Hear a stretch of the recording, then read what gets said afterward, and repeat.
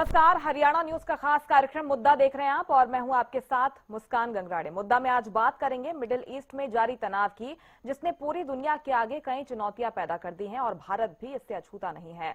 हालांकि विपक्ष के आरोपों के बीच सरकार ने सर्वदलीय बैठक बुलाई, जिसमें कांग्रेस समेत विपक्षी दलों के नेता शामिल हुए और कहा कि विपक्ष सरकार के साथ खड़ा है।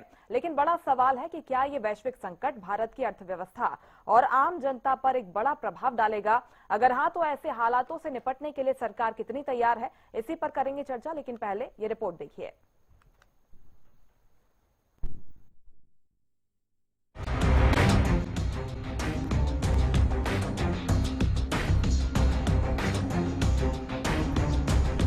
पश्चिम एशिया में चल रहे संघर्ष का चौथा हफ्ता शुरू हो गया है और अब इसका बड़ा असर भारत पर दिखाई दे रहा है। देश भर के कई इलाकों से एलपीजी की किल्लत की खबरों के बीच प्रधानमंत्री नरेंद्र मोदी ने संसद के दोनों सदनों में सरकार का पक्ष रखा और इस स्थिति को देश की सबसे बड़ी परीक्षा बताया। वहीं विपक्षी दल पश्चिम एशिया संकट और देश में ईंधन की किल्लत को लेकर संसद में विस्तृत चर्चा की मांग कर रहे हैं। विपक्षी दलों के सांसदों ने एलपीजी संकट को लेकर बुधवार को संसद परिसर में प्रदर्शन किया। सांसदों ने हाथों में खाली सिलेंडर, खोखले वादे लिखे पोस्टर लेकर जमकर नारेबाजी की। इस बीच संसद परिसर में सर्वदलीय बैठक हुई, जिसमें रक्षा मंत्री राजनाथ सिंह, विदेश मंत्री एस जयशंकर समेत कांग्रेस और विपक्षी दलों के प्रमुख नेता भी शामिल हुए। और जो परिस्थिति पश्चिम एशिया में ईरान, इजराइल, अमेरिका के बीच में संघर्ष के वजह से जो उत्पन्न हुआ है, उससे भारत को किस तरीके से प्रभाव पड़ेगा और भारतीय लोगों के लिए सरकार ने क्या क्या कदम उठाया है, इसके बारे में कई सवाल विपक्ष के साथियों ने किया और सरकार की ओर से व्यापक अच्छी तरह से जवाब दिया। मैं आपको ये बताते हुए संतुष्ट मैं महसूस कर रहा हूं कि सारे विपक्ष ने जो सवाल की और जो जानकारी प्राप्त करना चाहा, सरकार ने जवाब दिया। और अंत में सारे विपक्ष के साथियों ने ये कहा है कि संकट के इस घड़ी में सरकार जो फैसला करेंगे, जैसे परिस्थिति है उसके हिसाब से कदम उठाएंगे, तो सब एकजुट होकर के साथ देंगे, ये सबने कहा है। देश भर में एलपीजी की आपूर्ति दुरुस्त करने के प्रयासों के बीच हरियाणा में कमर्शियल एलपीजी सिलेंडर्स की सप्लाई को लेकर बड़ा निर्णय लिया गया।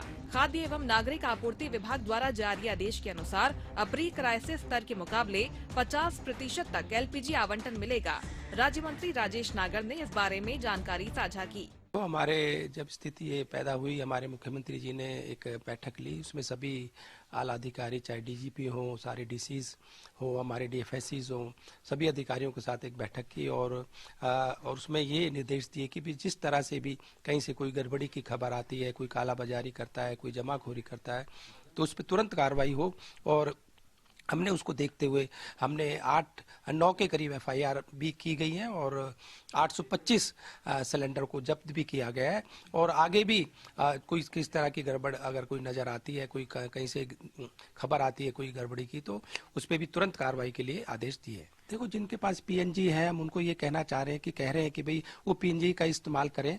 और अगर किसी को पीएनजी कनेक्शन लेना है उसके लिए भी एक एडवाइजरी, एक सर्कुलर निकाल दिया है कि भी उनको बिना फॉर्मेलिटीज के, बिना एनओसीज के पीएनजी कनेक्शन मिल जाएगा। फॉर्मेलिटीज और एनओसीज अथॉरिटीज से बाद में होती रहेगी, जिससे पीएनजी की किसी तरह की भी कोई किल्लत, कोई दिक्कत नहीं है। तो हम सबसे यही चाह रहे हैं कि ज्यादा से ज्यादा पीएनजी का इस्तेमाल किया जाए। वहीं विपक्ष के नेता भूपेंद्र हुड्डा ने एलपीजी आपूर्ति को लेकर राज्य सरकार और प्रशासन पर तीखा हमला बोला। उन्होंने प्रशासन के इस दावे पर सवाल उठाया कि जिले में गैस की पर्याप्त आपूर्ति है और सिलेंडर की नियमित डिलीवरी हो रही है। युद्ध चल रहा है ईरान का और अमेरिका इजराइल का, लोगों में एक विश्वास की कमी आई है, पैनिक हो गए। ये लोगों को विश्वास जमाना ये सरकार का काम है। जब एक तरफ ध्यान देते हैं कोई कमी नहीं है या कमी है तो स्पष्ट करें भाई इतनी कमी है सब। अब लाल बहादुर शास्त्री ने भी तो एक टाइम खाना बंद कर दिया था जब उन्होंने कहा उसकी कमी थी। कमी है तो वो सामने स्पष्ट करें, कमी नहीं है तो लोगों में विश्वास पैदा करें, ये सरकार का काम है। बहरहाल पश्चिम एशिया में बढ़ते तनाव का असर भारत में दिखाई दे रहा है। एक तरफ वैश्विक संकट से तेल, गैस और जरूरी सामानों के सप्लाई पर दबाव है, तो दूसरी तरफ सरकार हालात को संभालने के लिए सक्रिय नजर आ रही है। उम्मीद है कि ये प्रयास जमीनी स्तर पर सकारात्मक प्रभाव डाले और जनता को राहत मिले।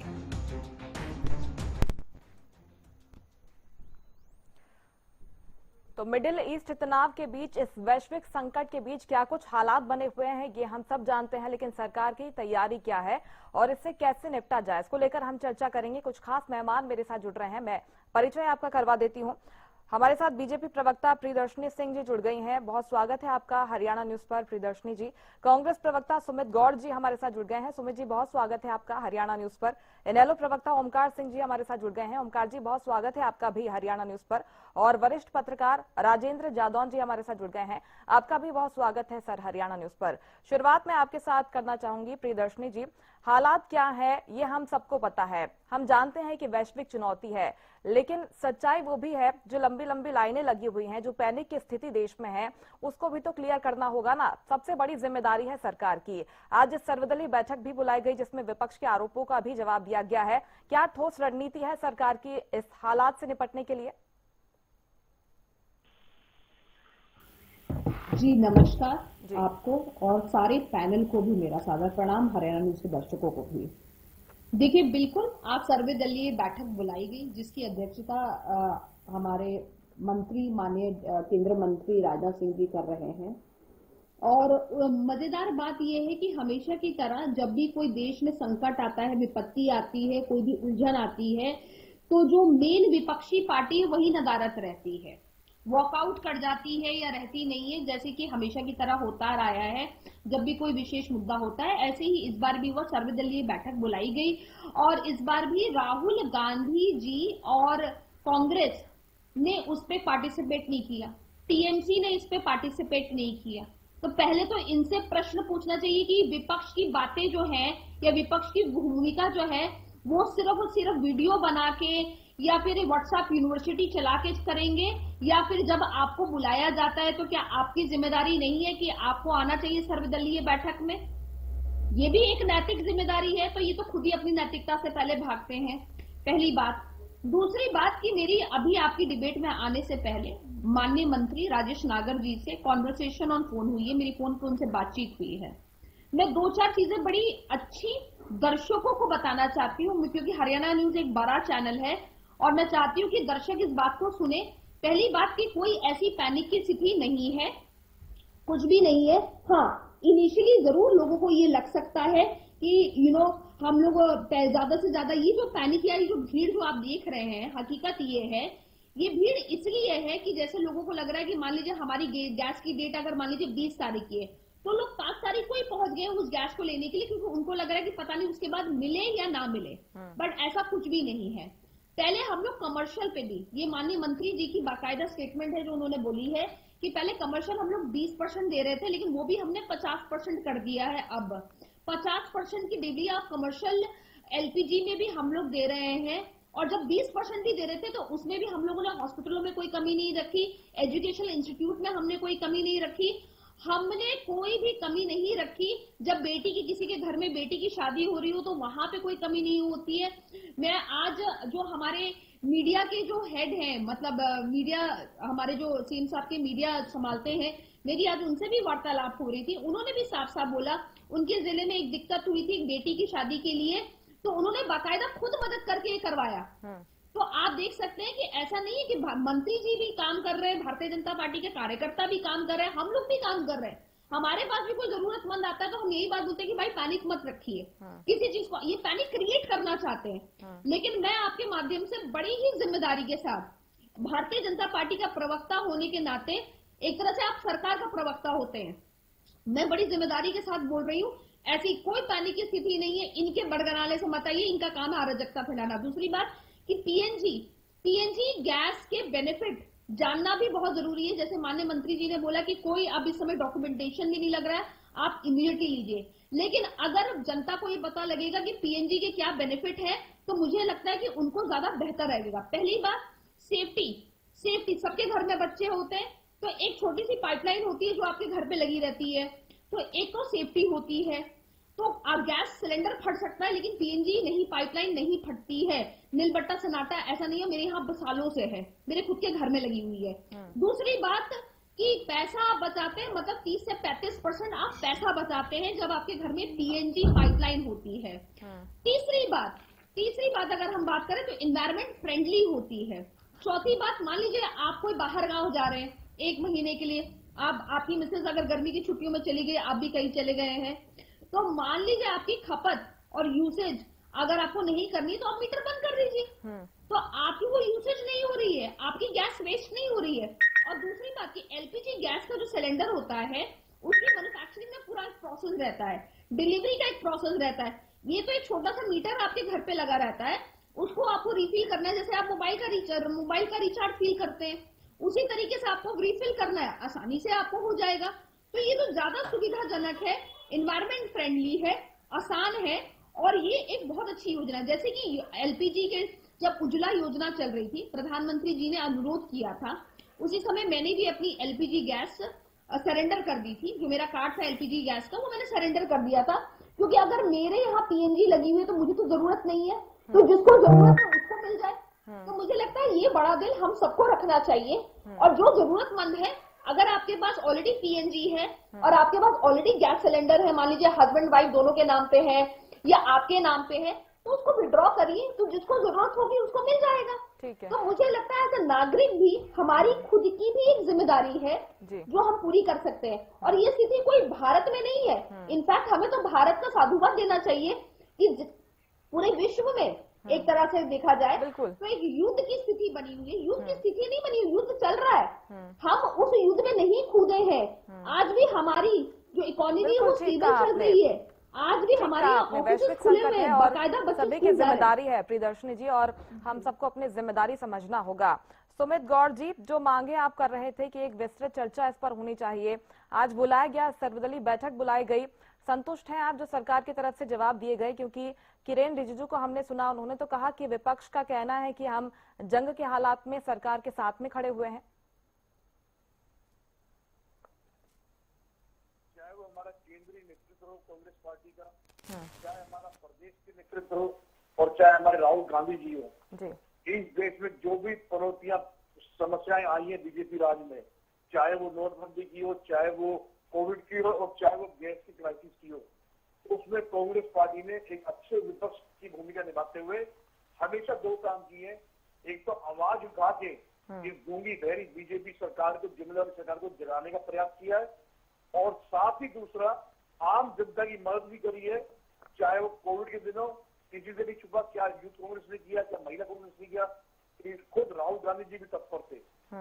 सेकेंडली, अभी पैनिक की स्थिति नहीं है, लेकिन ये जो क्राइसिस चल रही है इसके पीछे दो लोग जिम्मेवार हैं। एक तो काला बाजारी करने वाले भी जिम्मेवार हैं, दूसरा जो हमारे माननीय मुख्यमंत्री ने बार बार बयान दिए कि इंडक्शन खरीद लीजिए, अमेजोन पे एक दिन में लाखों इंडक्शन बिके, खुद बीजेपी सरकार के केंद्रीय नेताओं ने दिया कि पीएनजी लीजिए, पैनिक इन्होंने कराया। उसके बाद जो कस्टमर है जिन्होंने 10-10 साल से गैस सिलेंडर नहीं भरवाए, हमारे को टेनेंट है, मैं जानता हूँ यूसी वाला को, मेरे दोस्त भी हैं, जिन्होंने अपने घर में पीएनजी लगवा ली थी, गैस के सिलेंडर पे खाली मटका के पानी का रखा हुआ था, उन्होंने भी सिलेंडर भरवाए। जिनके घर में मल्टीपल कनेक्शन है, हस्बैंड वाइफ का, किसी का एचपी का, किसी का भारत गैस का, जिन्होंने नहीं भाई उन सब ने गैस भरवाई। तो ये दो लोग जिम्मेवार है, सरकार इस चीज को समझा नहीं पाई, सरकार भी कसूरवार है और कालाबाजारी करने वाले भी और कुछ उपभोक्ता भी कसूरवार हैं। और साथ ही अभी बीजेपी की प्रवक्ता ने बड़ी सफाई से अंधभक्ति में, बीजेपी के मोह में देश की जनता को, हरियाणा की जनता को साइड दरकिनार करते हुए, आज वो समय नहीं है, आज कांग्रेस बीजेपी ने आज लेमैन की तरह बात करनी चाहिए, आम आदमी की तरह बात करनी चाहिए। उन्होंने शॉर्टेज को दरकिनार कर दिया। मैं बता देना चाहता हूं, जो गुजरात है, जो माननीय हमारे प्रधानमंत्री जहां से पहले मुख्यमंत्री रहे, उनका होम स्टेट है, वहां पे अकेले गुजरात में 400 से ज्यादा इकाइयां बंद हो चुकी है जो गैस में थी। हरियाणा में कई फैक्ट्रियां बंद हो चुकी हैं। लगभग पिछले 20-25 दिन से एक भी कॉमर्शियल गैस सिलेंडर किसी एजेंसी को नहीं दिया गया है। पिछले 20-25 दिन से गैस, डोमेस्टिक गैस की सप्लाई नहीं हो पा रही है, पिछले 20-25 दिन से। और अभी तो आज एक नया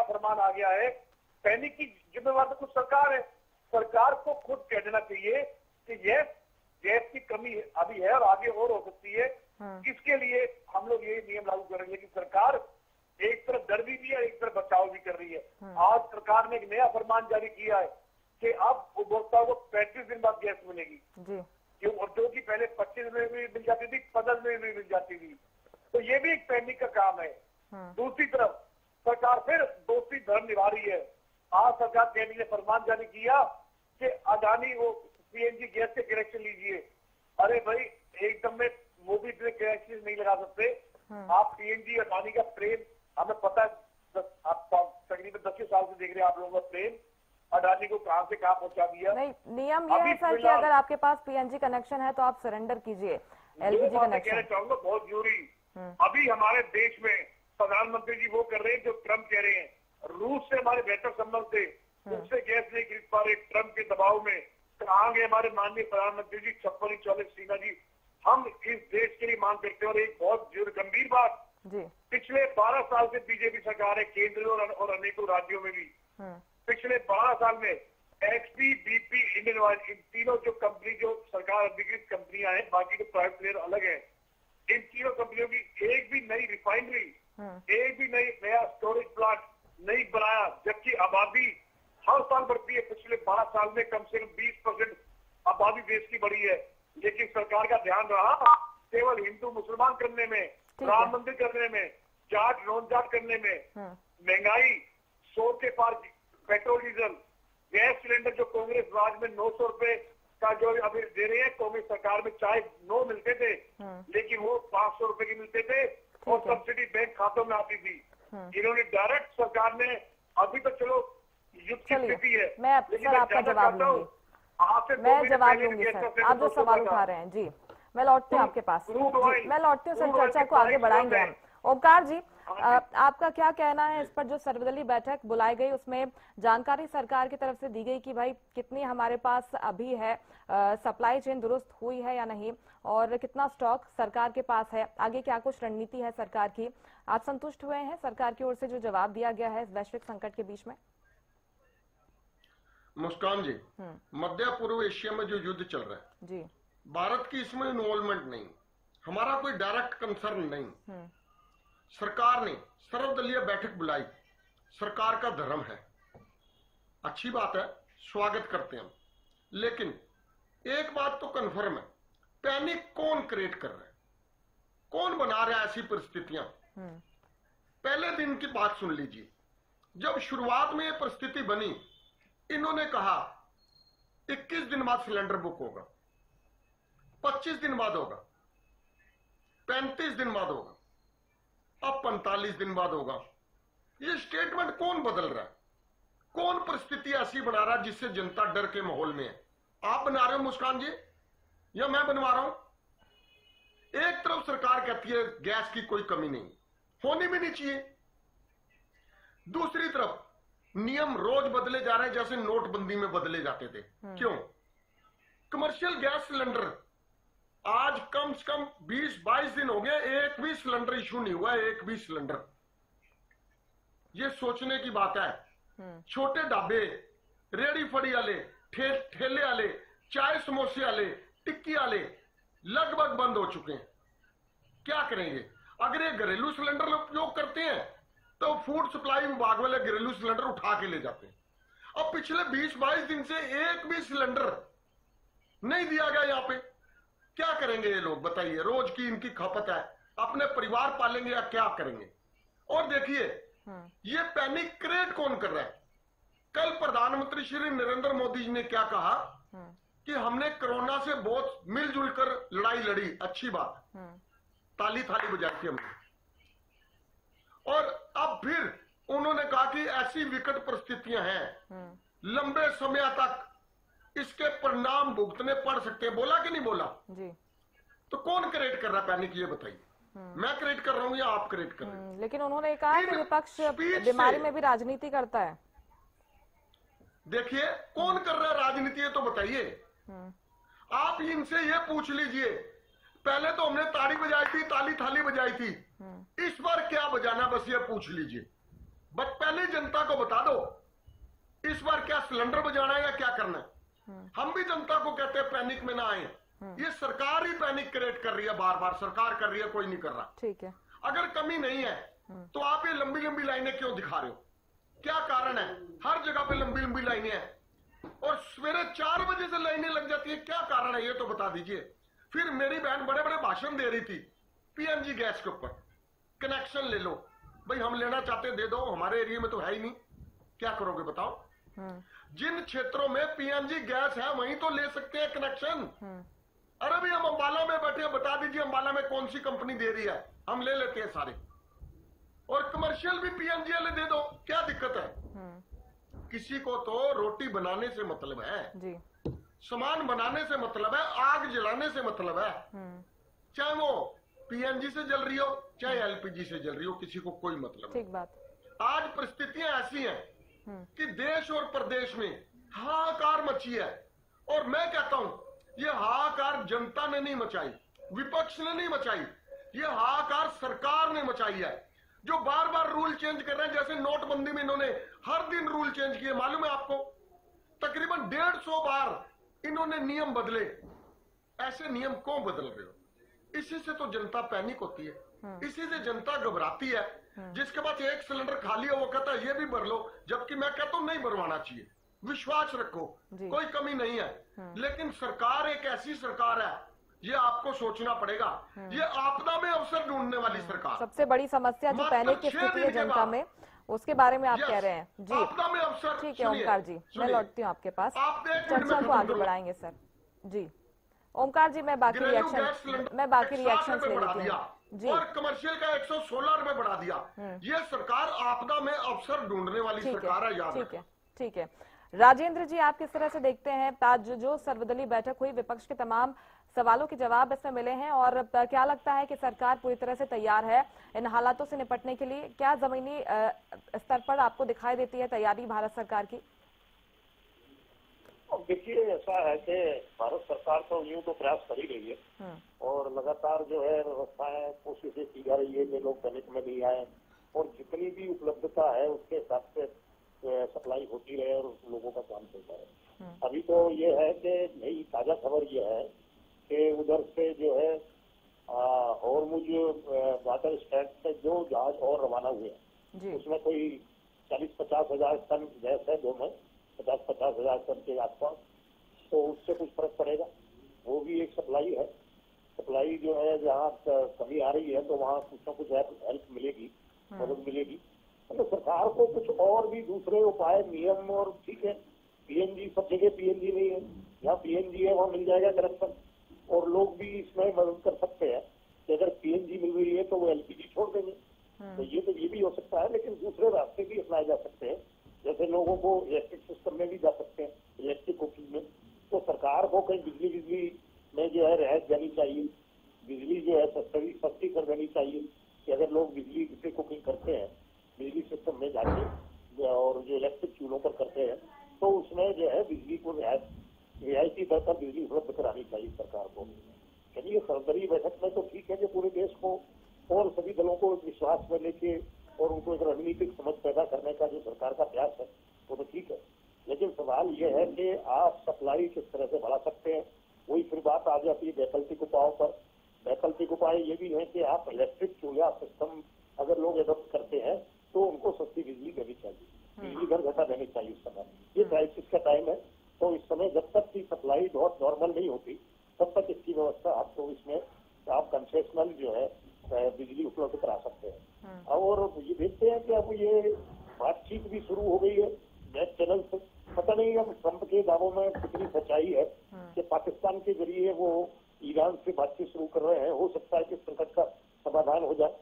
सवाल ये है कि ईरान का तो ये कहना है कि सिर्फ जो है एनएवीज के हमें वो जो है वेसल जो जहाज है, जो कार्गो जहाज है, जो मालवाही जहाज है, उनको रोकना है, बाकी किसी को रोकना ही नहीं। रास्ता तो खुला हुआ है। आप देखते हैं कि भारत सरकार किस तरह से मैनेज करती है। क्योंकि प्रधानमंत्री की राष्ट्रपति जो है ईरान के राष्ट्रपति पेजेशियन से 2-3 बार बातचीत हो चुकी है, तो लगातार वो संपर्क में है। तो फिर क्या नतीजा उसका निकलता है, उससे क्या रियायतें मिलती है। तो हो सकता है कि धीरे धीरे जो प्रेशर जो है ये कम होता चला जाए और स्थितियां बदल जाए तो ठीक है। सरकार ने अपनी तैयारी की और रणनीतिक समझदारी और तैयारी तो करना बहुत जरूरी होता है और ये तो बहुत पहले हो जानी चाहिए थी सर्वदलीय बैठक। जहाँ से राशि शुरू हुआ तो उसी समय बातचीत हो जानी चाहिए। ठीक है प्रियदर्शनी जी, जो आरोप लगाए गए हैं आपने सुने होंगे, कह रहे हैं कि पैनिक की स्थिति जो है खुद सरकार की ओर से क्रिएट की गई है, क्योंकि जो बयानों में विरोधाभास हमको देखने को मिल रहा है ये उसका असर दिखाई देता है। जो पैनिक की स्थिति है उससे भी सरकार को ही निपटना होगा ना, क्या कुछ कहेंगे आप?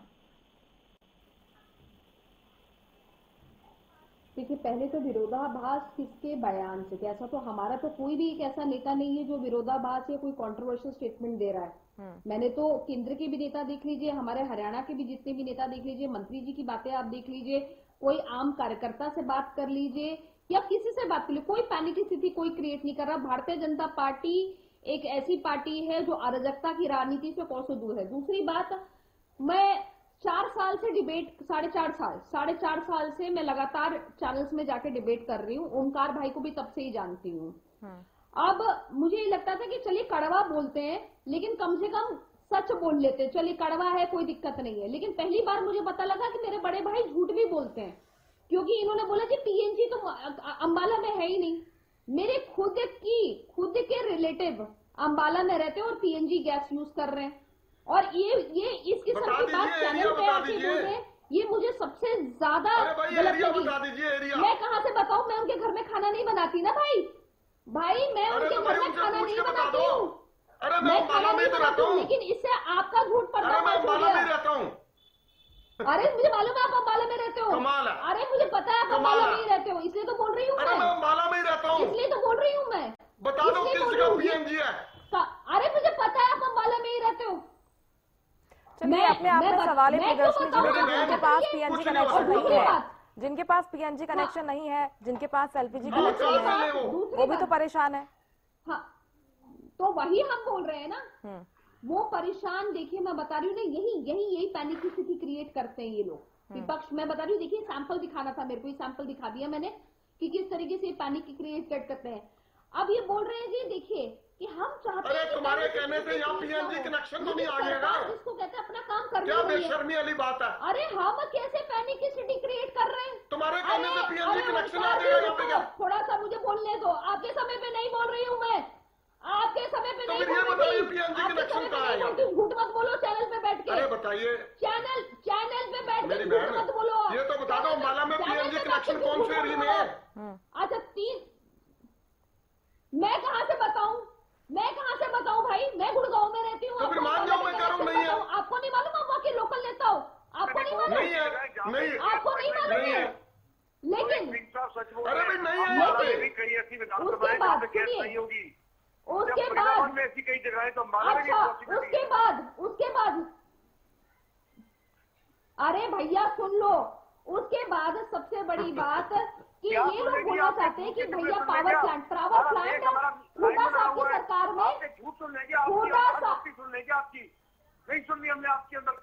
ये बताइए कब लाइनें बंद होंगी, ये बताइए कभी समस्या दूर होगी। और उसके बाद मैं बोलने दूंगी आपको लगता है सुमित जी मैं बोलने दूंगी आपको लगता है मैं उसके बाद ठीक है, चलिए एक एक करके अपनी बात रखिए।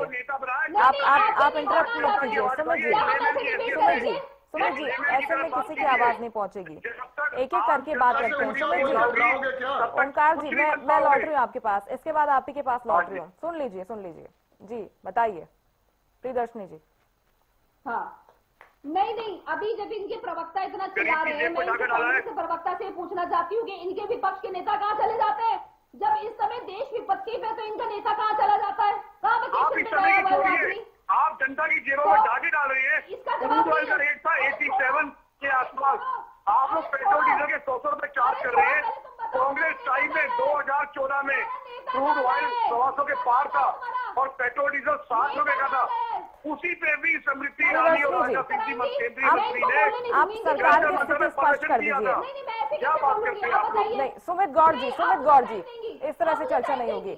प्रियदर्शनी जी, मैडम झूठ ही सुन पाएंगे आप, सुन लीजिए, मैंने झूठ सुन नहीं आया नहीं मैं कुछ नहीं सुन रही हूँ सर, सरकार। मैंने उनसे सवाल किया है, वो जवाब दे रही हैं, आप भी कृपया जवाब सुन लीजिए, मैं आपके पास लौटूंगी, आप नोट कर लीजिए सर, वो जो कुछ कह रहे हैं आप नोट कर लीजिए, आपकी बारी में आप जवाब दीजिएगा, ठीक है प्रियदर्शनी जी। हाँ, देखिए साफ बात है कि पहली बात कि जब यहाँ पे सर्वदलीय बैठक थी तो ये विपक्ष के नेता कहाँ गए? जब देश में इतनी बड़ी विपत्ति थी, स्थिति थी, कहाँ गए? कहाँ है विपक्ष के नेता? आप जनता के सवालों का जवाब दे दीजिए, जनता के सवालों का जवाब दीजिए। पैनिक को लेकर पैनिक की स्थिति क्यों बन रही है, जो लंबी लंबी लाइनें क्यों लग रही है? सुमित गौर जी, मैं पूछ रही हूँ, मैं सवाल कर रही हूँ उनसे, आप प्लीज रुक जाइए। आपको पता था कि आज हमारे बहुत से नेता नहीं है, राहुल गांधी जी भी नहीं है, इसीलिए आप लोगों इस आदमी को डिबेट करनी आती है, मैं बताऊं, मत कीजिए, भाषा का स्तर बनाए रखते हैं प्रियदर्शनी जी, भाषा का स्तर बनाए रखते हैं। मैं रिक्वेस्ट कर रही हूँ आपसे, को बुला लेते हो, ठीक है, आपके चैनल का सर गड़ जाता है। आज आपकी सरकार सिलेंडर और सरेंडर की सरकार बन के रह गई है। ट्रम्प के आगे सरेंडर है आप लोग, ट्रम्प के आगे नतमस्तक है आप लोग, ट्रम्प के आगे बोल नहीं सकते आप लोग। ट्रम्प फैसला करता है देश का, लानत है ऐसी सरकार पे, लानत है ऐसे नेताओं पे जो ट्रम्प से पूछ के पैसे लेंगे, रूस से ले नहीं रहे हमारे को। जब कांग्रेस की सरकार थी, रूस से हमारे प्यार भरे संबंध थे, 2 साल संबंध थे, सब बिगाड़ के दिया। ये समन्वय बनाना प्रधानमंत्री का काम है। आप दोनों को रोक रही हूँ, आप दोनों को रोक रही हूँ।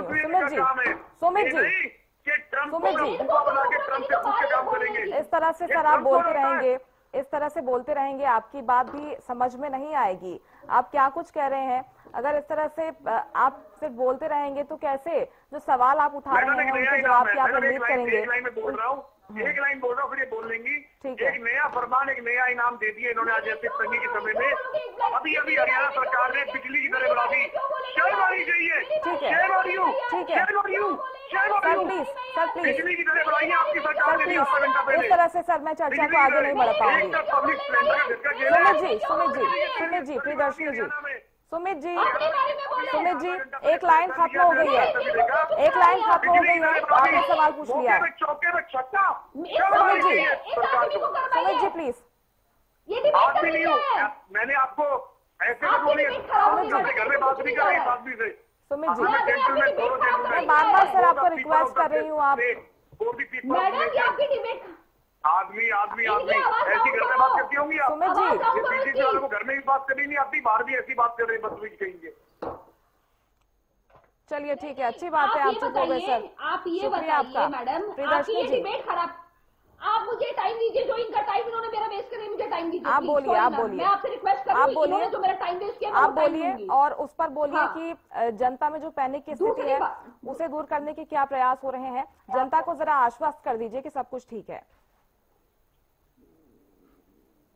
देखिए, मैं पहले भी अपने पहले सेगमेंट में भी ये बात बोल चुकी हूँ कि ये फैक्ट है कि हमारे यहाँ कोई भी ऐसी स्थिति नहीं है, पैनिक की स्थिति नहीं है। हमारे पास इक्विप्ड हरियाणा में स्टोरेज भी है।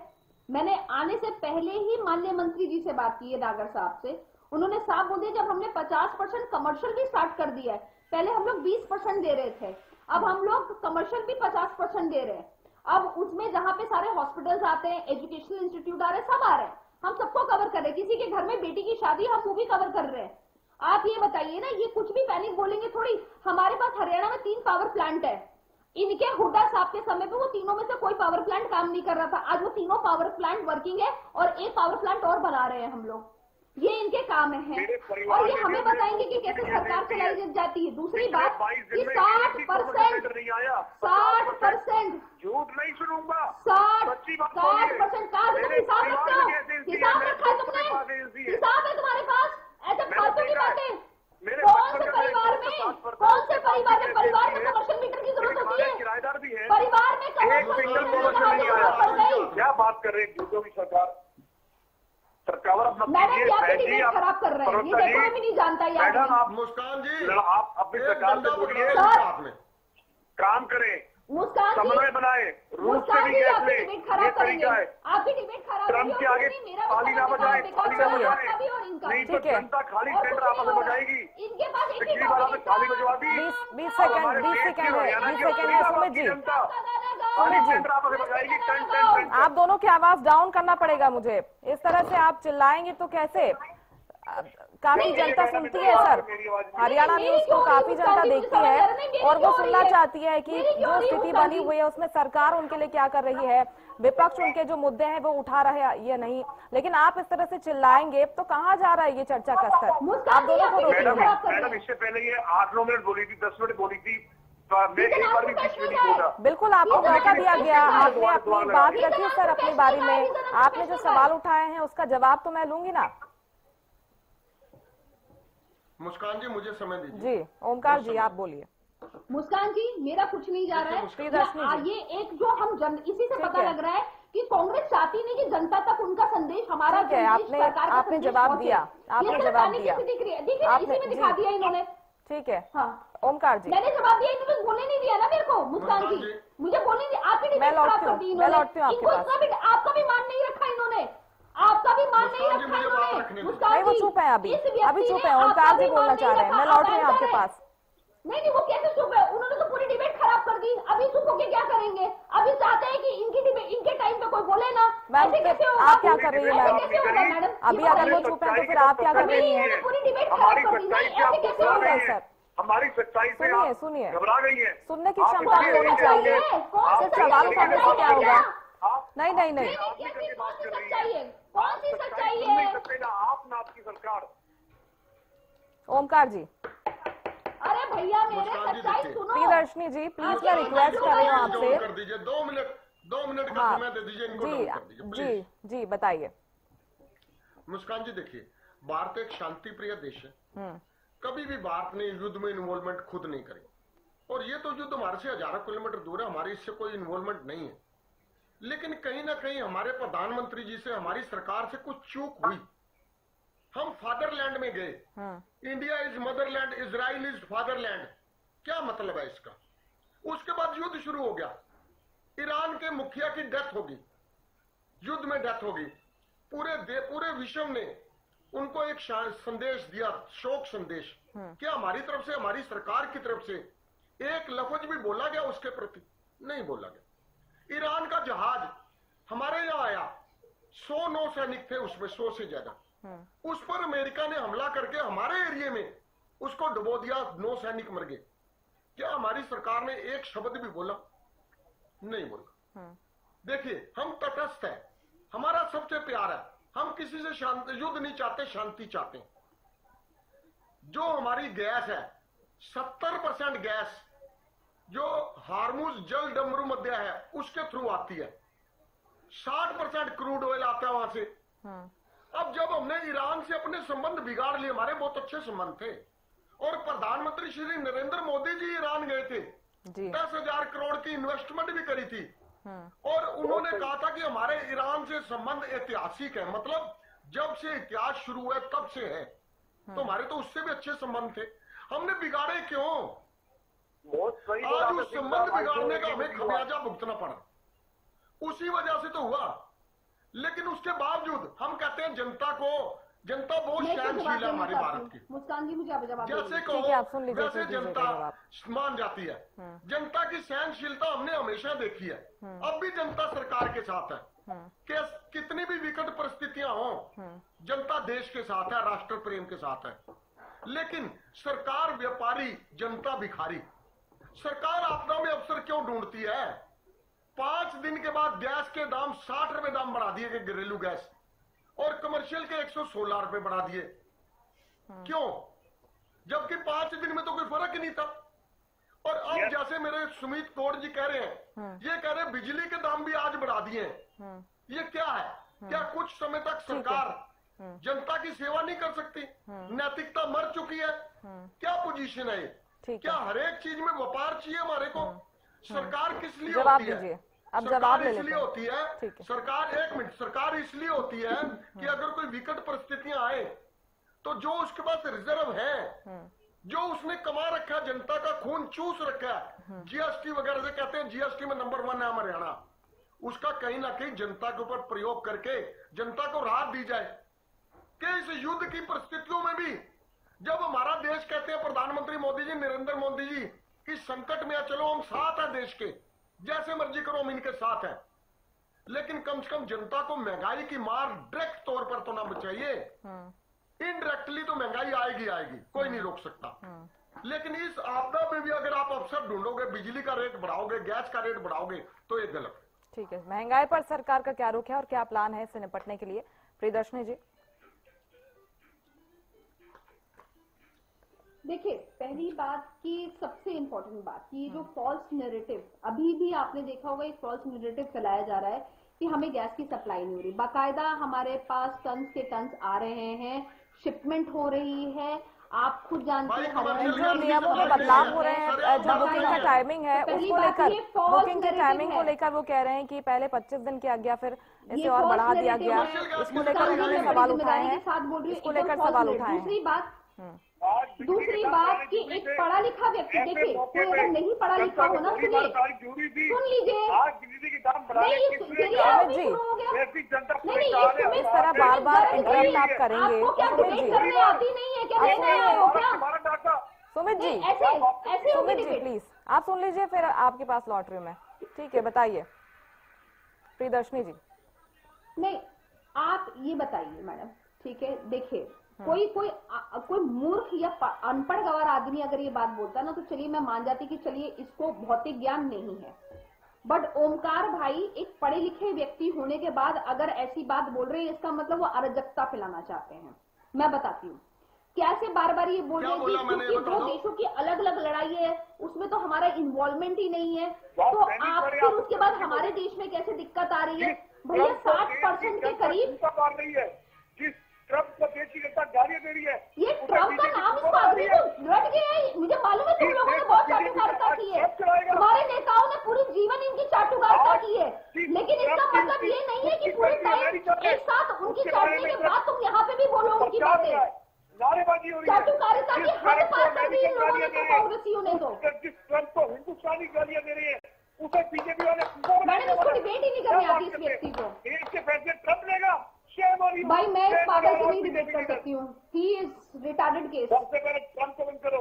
I can't have a debate with this guy, and he thinks that he's doing a very good debate. Problem is that इस व्यक्ति को लगता है, इस मूर्ख व्यक्ति को लग रहा है कि बहुत अच्छी डिबेट कर रहा है ना, इसकी कोई बात सुन पा रहा है ना मेरी कोई बात सुन पा रहा है, मेरी नहीं सुन पा रहा है। इससे ये नैरेटिव साफ जा रहा है कि तुम नहीं चाह रहे हो कि जनता को संदेश जाए प्रॉपर।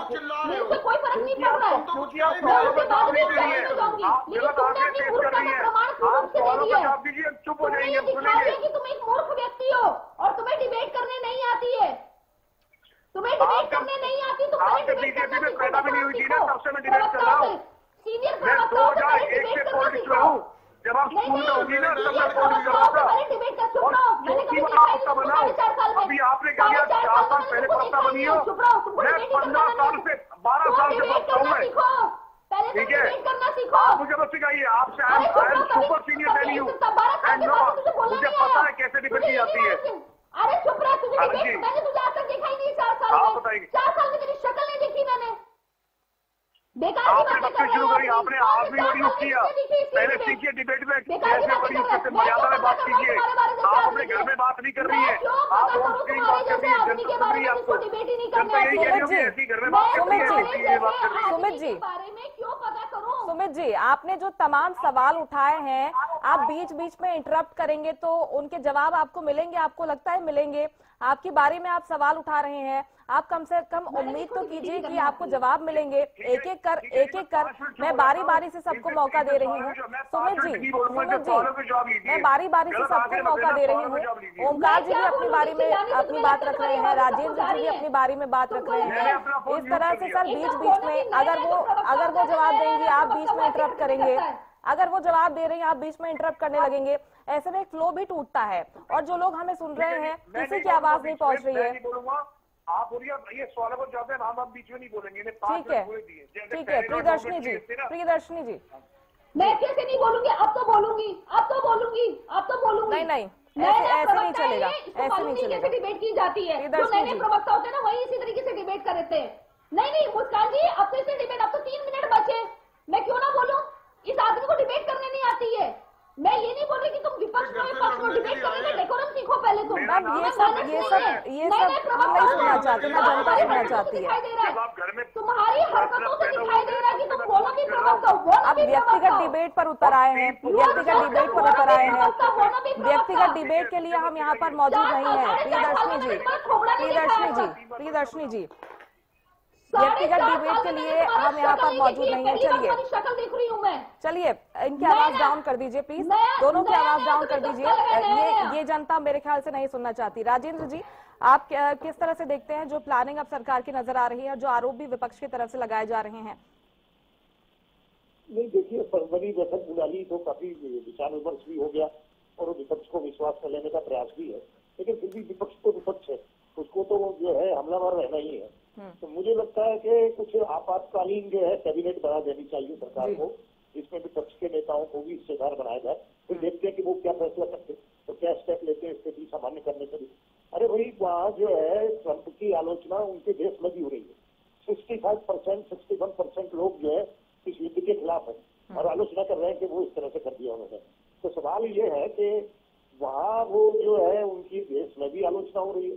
वहाँ वो ये ऐसी स्थिति में हम जो है दूसरे देश क्या कर सकते हैं? वहाँ जब वो अपने देश के लोगों की नहीं सुन रहे हैं, उनको लग रहा है कि ये हमला करके उन्होंने बहुत अच्छा किया, पर फंसे हुए बड़े संकेत तो ये मिल रहे हैं कि वो सरेंडर है और समझौता करने का प्रयास कर रहे हैं। उन्होंने पाकिस्तान को जो है उसको ईरान की प्रपोजल भेजा है, या पाकिस्तान के जरिए ईरान के सामने उसके पास प्रपोजल भेजा है बातचीत का। तो जिससे कि क्या है, बाकी तो वो कहते जा रहे हैं अपने तरीके से कि बातचीत चल रही है। वैकल्पिक रास्तों पर सही दिशा में विचार हो रहा है, इस पर बातचीत हो रही है। इसको लेकर आपकी क्या राय है? क्योंकि जानकारी सरकार की तरफ से दी गई है कि 28 देशों से हमने बात की है और आगे भी और प्रयास किए जा रहे हैं कि वैकल्पिक रास्तों के जरिए जो आपूर्ति है वो दुरुस्त की जा सके। नहीं, देखिए, वैकल्पिक आपूर्ति का तो प्रयास होना ही चाहिए, क्योंकि रशिया के राजदूत ये भी इंडिया में मौजूद है, रशिया के जरिए भी आएगा। और वो जो है जो सैंक्शन लगाए हुए थे अमेरिका की तरफ से, वो उन्होंने उसमें छूट भी दी है कि आप जो है रशिया के जरिए तेल और गैस खरीद सकते हैं। तो उनको भी समझ में आ रहा है कि अगर पूरे देश में ही ऊर्जा संकट खड़ा हो जाएगा तो फिर अमेरिका कहाँ जाएगा, तो फिर इतना खुद ही अलग थलग हो जाएगा। तो ऐसी स्थिति को समझते हुए उन्होंने छूट दी है। उधर जो है ईरान के तेल की खरीद को भी उन्होंने प्रतिबंध मुक्त किया, और भारत के साथ ईरान का रवैया उतना रिजिड नहीं है जितना कि समझा जा रहा है। तो बाकी जहाज जो पहले 2 निकल कर आए हैं, जो और निकल कर आ रहे हैं, आगे भी बातचीत जारी है। तो मुझे लगता है कि कुछ रास्ता बन सकता है। इतना प्रेशर अभी दिखाई दे रहा है, उसमें कई कमी आ सकती है, और कई वैकल्पिक साधन है। कुकिंग के और भी कई उपाय घर में ही मौजूद है, देश में मौजूद है, उनको भी अपनाया जा सकता है। तो सवाल ये है कि सब मिलकर ही इस क्राइसिस से निपटा जाएगा, या फिर क्या किया जाए, या तो फिर युद्ध में कूदा जाए सीधा जाके। ऐसा नहीं होता है कि वो जो भी संकट खड़ा हुआ है वो सभी के साथ है, और देश भी जो है परेशान है। उन्होंने भी जो है ईरान की आलोचना की है और उसको जो है एक तरह से लेटर भेजा है कि ये जो है आपूर्ति जो है इसको नॉर्मल किया जाए। तो अब देखते हैं कि क्या होता है। सरकार तो अपने तरीके से प्रयास कर रही है सबको एक तरह से विश्वास में लेने का। तो एक आपातकालीन कैबिनेट बनाई जा सकती है ताकि सब मिलकर ही काम करें और सब नीतिगत फैसले भी मिलकर कर लें। ऐसे कुछ सुझाव आपके पास भी हैं सुमित जी सरकार के लिए? मुझे सुना नहीं मैम, इन्होंने क्या कहा? वो कह रहे हैं कि आपातकालीन कैबिनेट बनाई जानी चाहिए और हम सबको मिलकर तैयार रहना होगा। नहीं, पहले ही ये बताया मुस्कान जी, मेरे समय पे इन्होंने बोलने दिया, मुझे प्लीज बोलने दीजिए, मेरी बारी नहीं हुई है पूरी। नहीं, मेरी बारी हुई है, मैं बोलूंगी पूरी बारी अपनी। ये मेरे टाइम पे कैसे चिल्ला रहे थे? नहीं, ऐसे कैसे होगा मैडम? नहीं, ऐसे नहीं हो पाएगा ना, ऐसे तो डिबेट ही नहीं हो पाएगी। नहीं, ऐसे नहीं हो सकता। ये कोई रिवेंज डिबेट नहीं चल रही है, ये कोई रिवेंज डिबेट नहीं चल रही है। उन्होंने आपको मौका नहीं दिया, उन्होंने बोलने नहीं दिया, आप बोलने नहीं देंगी। हम आपके लिए डिबेट तो नहीं कर रहे मैम, हम आपके लिए डिबेट तो नहीं कर रहे मैम। आज तो पार्शियलिटी हुई ना, उसका नहीं, तो बायसनेस हुई, ये तो पार्शियलिटी। मैं कोई भेदभाव नहीं कर रही हूँ, मैं कोई भेदभाव नहीं कर रही हूँ मैम। एक मिनट बचा है मेरे पास। आप मुझे बोलने दीजिए, मेरे को मेरे टाइम पे मैं लौटूंगा आपके पास। बोलने का मैं तो बोलूंगी, चलिए, इस तरह से चर्चा नहीं होगी। आपके तमाम आरोप हैं, प्रत्यारोप हैं, इस बीच में जनता परेशान है और जमीनी स्तर पर हालात कब तक सुधरेंगे और सरकार का क्या प्लान है, इस स्थिति से निपटने के लिए देखना होगा। फिलहाल बहुत शुक्रिया आप सभी का हरियाणा न्यूज पर जुड़ने के लिए, हमसे बातचीत करने के लिए। मिडिल ईस्ट तनाव पर सर्वदलीय बैठक बुलाई गई, जिसमें व्यापक चर्चा हुई, विपक्ष के सवालों का जवाब दिया गया और आगे क्या रणनीति होगी भारत सरकार की देखना होगा। फिलहाल इस खास पेशकश में मेरे साथ इतना ही। आप देखते रहिए हरियाणा न्यूज। नमस्कार।